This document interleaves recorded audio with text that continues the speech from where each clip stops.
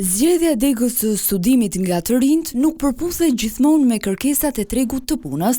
Sipas ekspertës së arsimit, shumë të rinj vijojnë të zgjedhin degë të ndikuara nga familja ose mesatarja, ndërsa një pjesë tjetër orientohen drejt profileve që u japin mundësi punësimi jashtë vendit.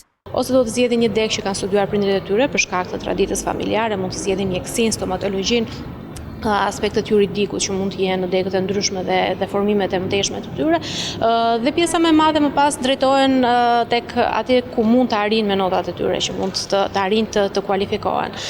Pjesa më e madhe të rinjve me atë që vjen të re zgjedhin degë të cilat mund të sigurojnë një të ardhme të mirë, por jo në Shqipëri. Është e nevojshme që të ketë një ndërlidhje shkollë, universitet, por edhe kompanitë e ndryshme që operojnë në Shqipëri. Këshillimi i karrierës është individuale për çdo fëmijë. Të gjithë fëmijët janë të ndryshëm, të gjithë nxënësit janë të ndryshëm, kanë prirje të ndryshme. Nuk mund të bëhet një këshillim karriere në grup. Ndërkohë në tregun e punës, kërkesat janë të përqendruara kryesisht në sektor si ndërtimi, teknologjia e informacionit apo turizmi. Ekspertët pohojnë se njohuri që marrin të rinj në shkollë nuk janë gjithmonë praktike për tregun.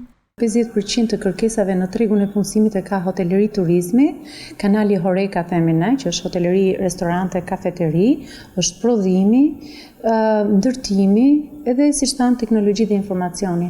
Dhe këto janë disa profile ku kualifikimet nga degët që zgjidhin kryesisht të rinjt nuk e plotësojnë. Domethënë aftësitë teknike ose njohuri që marrin nga studimet nuk përshtaten praktikisht me kërkesat e tregut. Tregu është kaotik, ka shumë dinamika, lindin shumë shpejt dhe profesione të reja dhe profile të reja dhe është pak e vështirë që t'jesh shumë koherent.